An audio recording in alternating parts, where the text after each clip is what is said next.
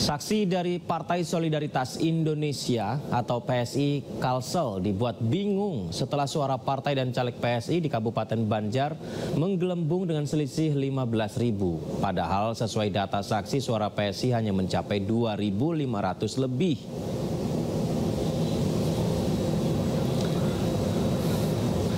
Proses rekapitulasi penghitungan hasil suara pemilu 2024 tingkat Provinsi Kalimantan Selatan ini sempat diwarnai interupsi pemirsa. Jadi saksi dari Partai Solidaritas Indonesia atau PSI Kalsel terkejut setelah melihat dan mendengar hasil yang dibacakan KPU Kabupaten Banjar saat rekapitulasi tingkat provinsi. Bukan karena suara PSI berkurang, melainkan suara PSI tiba-tiba menggelembung. Pasalnya menurut hasil suara sah, partai dan caleg PSI di Kabupaten Banjar untuk DPR RI hanya berjumlah 2.681. Tapi yang tertulis di layar dan dibacakan KPU Banjar suara sah PSI untuk DPR RI berjumlah 17.000 lebih.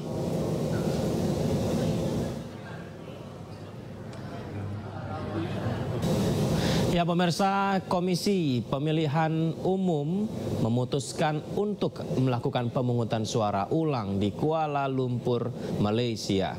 Pemungutan suara ulang ini akan dilakukan melalui dua metode, yakni melalui TPS dan kotak suara keliling.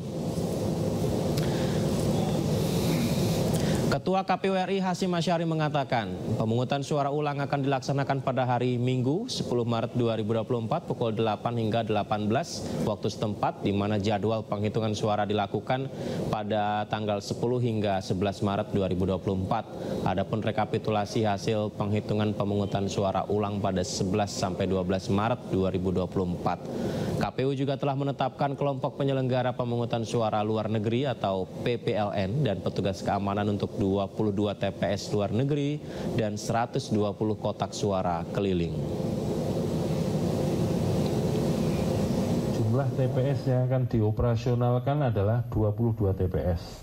Jumlah pemilih yang akan dilayani dengan menggunakan metode TPS adalah 42.372 pemilih, 42372. Yang kedua, dengan metode kotak suara keliling akan dioperasionalkan 120 KSK atau kotak suara keliling untuk melayani 19.845 pemilih, 19.845 pemilih. Jadi total pemilih 62.217 pemilih untuk PSU di Kuala Lumpur itu akan dilayani pada 22 TPS dan 120. Pemirsa, Sekjen PDI Perjuangan Hasto Kristianto menyebut ada algoritma yang sengaja digunakan untuk menghalangi perolehan suara Ganjar Mahfud di Pilpres 2024 hingga mengakibatkan suara Ganjar Mahfud terkunci dan tidak bisa menembus batas maksimal 17%.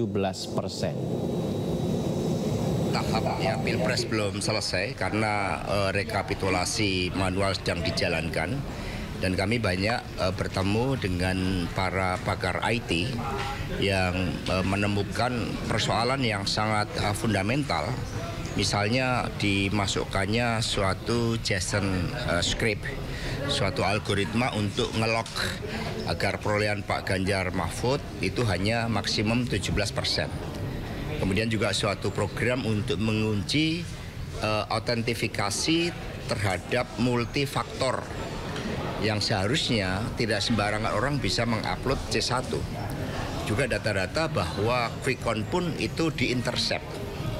Nah, sehingga dari kejadian-kejadian seperti itu kami dalami, dan ini memerlukan suatu audit forensik serta audit meta C1. Ini yang kami lakukan sebagai bagian dari temuan-temuan yang sangat penting. Bahkan menurut para pakar IT tersebut, pemilu seharusnya berlangsung 2 putaran. Nah, ini kami sedang dalami. Nah, sehingga kami melihat muncul pergerakan masyarakat yang sangat luas, termasuk para pakar yang kemudian mengkaitkan antar berbagai fakta dengan fakta yang kemudian tadi seperti yang kami simpulkan bahwa pemilu 2024 telah terjadi kecurangan secara terstruktur, sistematis dan masif sebagai perpaduan pemilu 71 dan pemilu tahun 2009. Karena itulah kami juga terus mengadakan komunikasi termasuk dengan beberapa partai politik di dalam mensikapi hal ini. Ya, calon wakil presiden nomor urut 3 Mahfud MD mengaku telah membaca rancangan hak angket yang akan diserahkan ke DPR RI. Mahfud juga menyebut akan menempuh jalur hukum melalui sengketa pemilu di Mahkamah Konstitusi.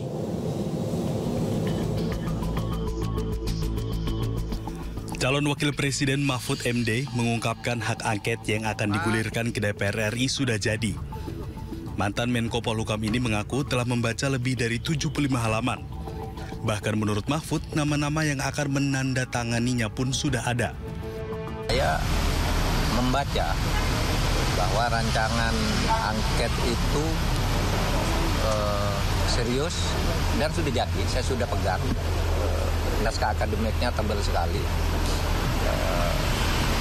Di atas 75 halaman lah ya yang sudah saya baca itu. Jadi itu angket itu jalan. Tinggal kan itu perlu koordinasi teknis ya. Siapa yang tanda tangan di depan gitu.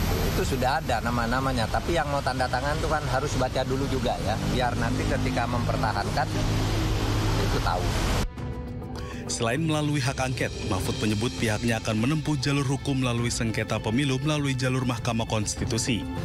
Diketahui Komisi Pemilihan Umum atau KPU akan mengumumkan hasil real count pada 20 Maret 2024.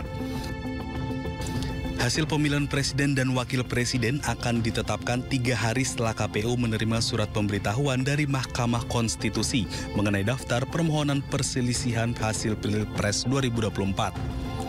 Namun jika terdapat perselisihan hasil pemilu penetapan presiden dan wakil presiden akan dilakukan paling lambat 3 hari setelah putusan MK dibacakan. Tim Ganjar Mahfud siap mengajukan hak angket. Ini terkait dugaan kecurangan pemilu 2024 ke DPR RI. Sementara Capres nomor urut 1 Anies Baswedan santai menanggapi hak angket yang masih menunggu hasil rekapitulasi KPU.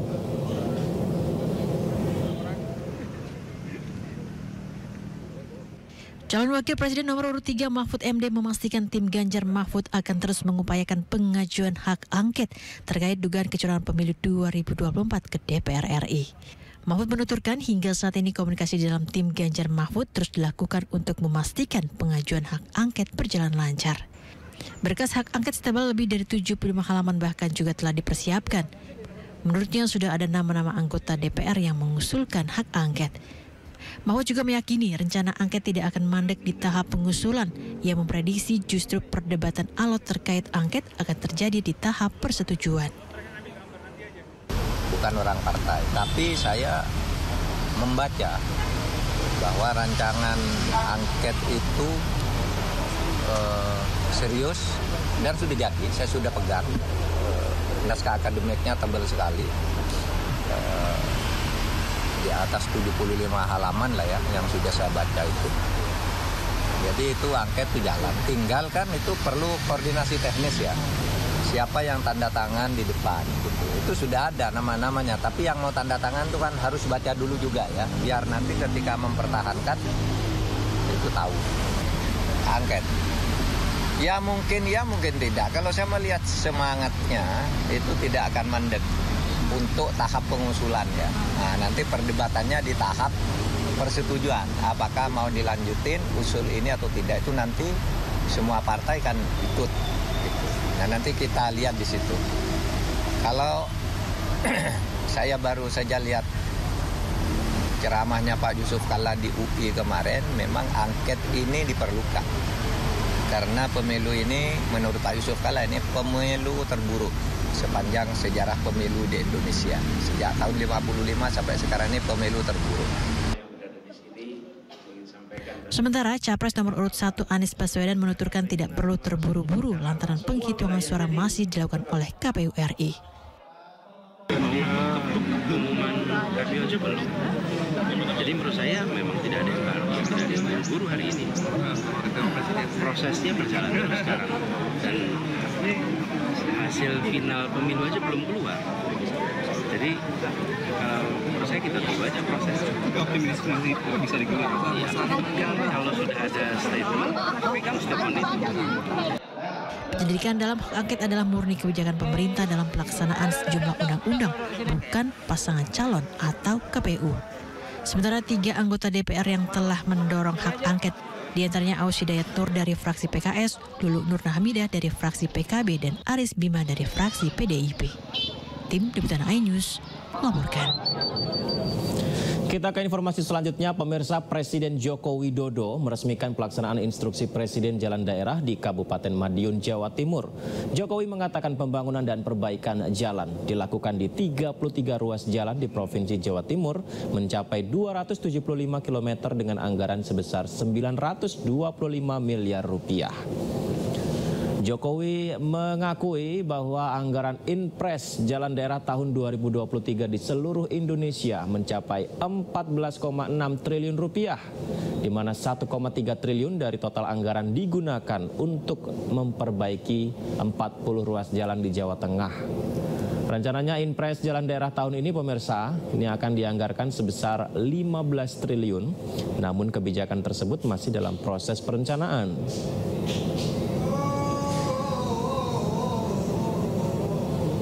Provinsi Jawa Timur, pembangunan dan perbaikan jalan dilakukan di 33 ruas jalan dengan kilometer totalnya 275 kilometer dengan anggaran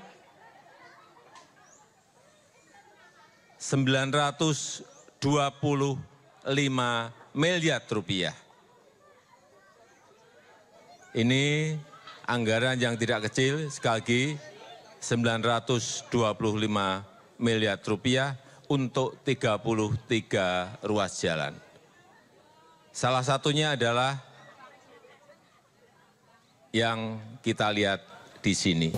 Pemirsa, menjelang datangnya bulan suci Ramadan, harga sejumlah bahan pangan ternyata terus merangkak naik. Harga beras juga terpantau masih belum normal, sehingga dikeluhkan oleh warga.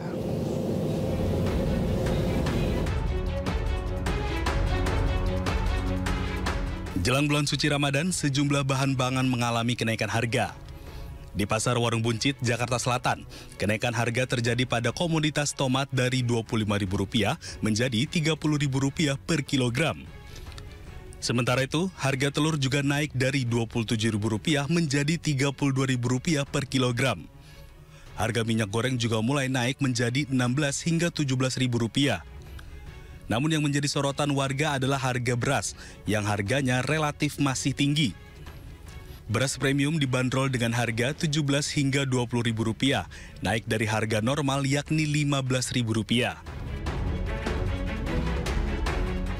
Kayaknya harga-harganya naik ya, pada naik semua kayaknya, harga-harga sembako dari sayuran, sembako semua kayaknya naik. Kalau Ibu sendiri sekarang tuh kalau yang dijual kayak beras, minyak, gula tuh yang lagi naik apa aja, Bu? Kayaknya gula putih juga naik. Beras juga ya emang udah naik duluan ya. Menurut pedagang, kenaikan harga beras ini terjadi akibat cuaca yang tak menentu sehingga petani gagal panen. Para pembeli juga mengeluhkan harga sejumlah bahan pokok yang dinilai masih tinggi. Saya beli beras, beli cabai. Harga beras masih naik, belum turun seperti yang kita minta. Katanya sih kalau di TV-TV bilangnya turun ya, tapi ternyata belum. Baik pedagang maupun pembeli mengaku kenaikan harga tahun ini lebih tinggi dibandingkan tahun-tahun sebelumnya dan berharap agar pemerintah bisa terus menstabilkan harga di masa Ramadan nanti. Dari Jakarta, Amrina Rida, Novan Dwi, iNews melaporkan. Ya, sejumlah harga bahan pokok mengalami kenaikan luar biasa. Hal tersebut terjadi setiap tahun dan berdampak pada daya beli masyarakat.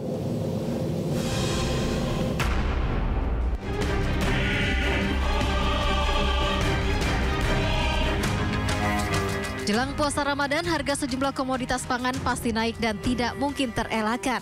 Hal ini menjadi tren setiap tahunnya. Namun pada tahun politik ini kenaikan harga pangan bisa dibilang luar biasa. Kenaikan harga pangan saat ini terasa lebih membebani masyarakat, pasalnya harga beras dinilai harga termahal sepanjang sejarah. Badan Pangan Nasional mengungkap kenaikan harga pangan terjadi sejak 3 bulan terakhir. Misalnya harga beras premium dari harga Rp14.000 naik ke Rp16.000. Sedangkan harga beras medium dari Rp11.000 naik ke Rp14.000. Begitupun dengan harga ayam dalam 3 bulan terakhir masih di atas Rp35.000. Telur ayam dari Rp28.000 kini menyentuh harga Rp31.000 dan minyak goreng curah menyentuh angka Rp15.000.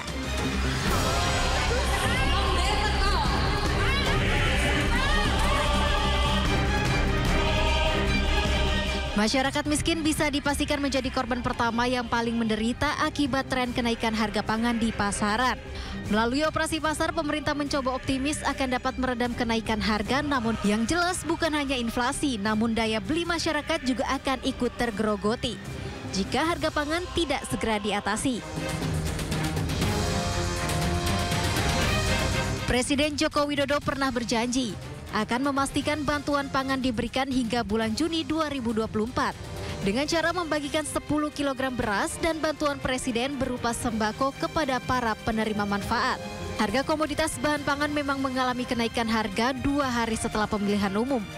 Namun hingga jelang puasa Ramadan harga pangan masih luar biasa.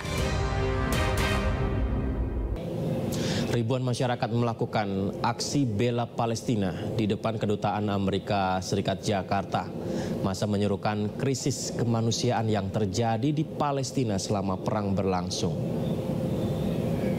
Ya pemirsa, ribuan masyarakat yang tergabung dalam Majelis Ormas Islam menggelar aksi bela Palestina tepat di depan gedung Kedutaan Besar Amerika Serikat. Aksi ini sudah berlangsung sejak jam 5:30 pagi. Selain melakukan doa bersama, masyarakat juga menggelar orasi yang menyuarakan tentang tindakan bela Palestina yang mereka terus suarakan. Dan untuk mengetahui mengapa alasan banyak sekali masyarakat yang tetap bertahan meskipun dalam guyuran hujan, kita akan mewawancara salah satu dari peserta aksi ini. Baik, selamat pagi, dengan kakak siapa? Dinda. Oke, mengapa ikut acara ini kak? Pertama di sini kita sebagai perempuan, kita membela perempuan-perempuan di sana. Terlebih juga kita memprotes kepada Amerika yang telah menolak 3 kali ya hak veto terhadap penelitian genosida di Israel. Oke, harapannya dari acara ini apa kak? Harapannya kan di sini depan Amerika ya. Harapannya semoga Amerika udah tidak menggunakan hak vetonya lagi, terlebih dengan membatasi Palestina merdeka. Baik, ini kan tadi juga sempat diguyur hujan yang cukup deras ya. Mengapa masih tetap bertahan sih kak? Karena kan ini kita niatnya udah kuat ya. Sayang kalau misalnya kita balik, dan di sini kita juga pengen nunjukin kalau kita itu bersungguh-sungguh buat bela Palestina. Terima kasih kakak. Ya pemirsa, itulah tadi wawancara singkat bersama salah satu peserta dalam aksi bela Palestina yang digelar tepat di depan gedung Kedutaan Besar Amerika Serikat. Nantinya seluruh peserta aksi akan melakukan gerak jalan bersama menuju ke Bundaran HI tepat di jam 8 pagi dan akan dilanjutkan orasi hingga jam 10 pagi tepat di Bundaran HI. Dari Jakarta, Ayu Pratiwi, Dede Rudi Ayus melaporkan. Pemirsa, kian mendekati bulan Ramadan dan libur panjang akhir pekan, kita akan pantau situasi arus lalu lintas pada siang hari ini di kawasan Simpang Matraman, Jakarta Timur. Sudah ada Brigadir Medina dari Anti-MC Polri. Brigadir Medina, bagaimana pantauan arus lalu lintas dari tempat Anda saat ini? Silakan.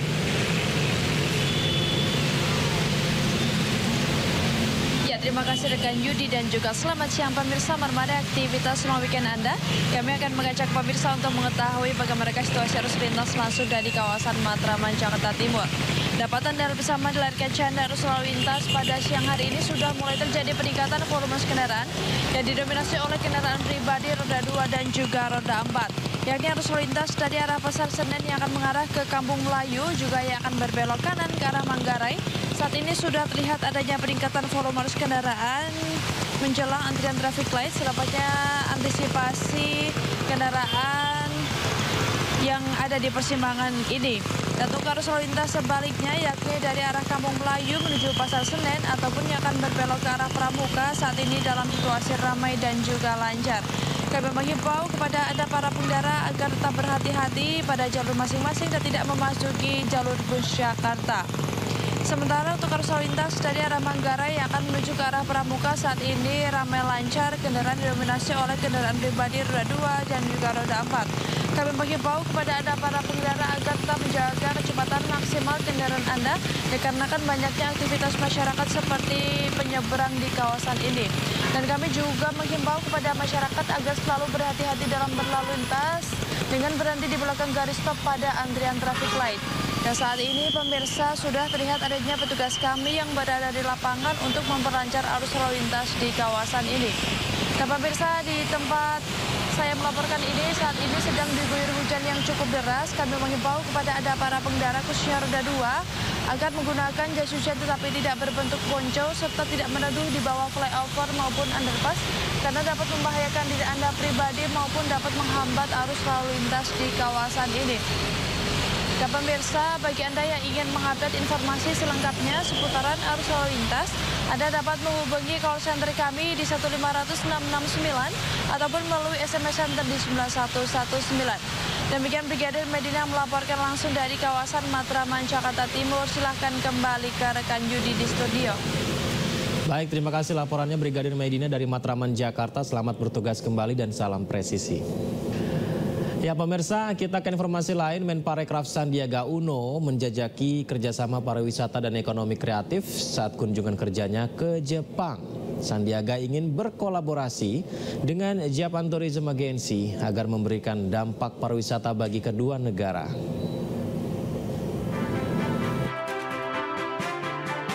Menparekraf Sandiaga Uno melakukan kunjungan kerja ke Tokyo, Jepang.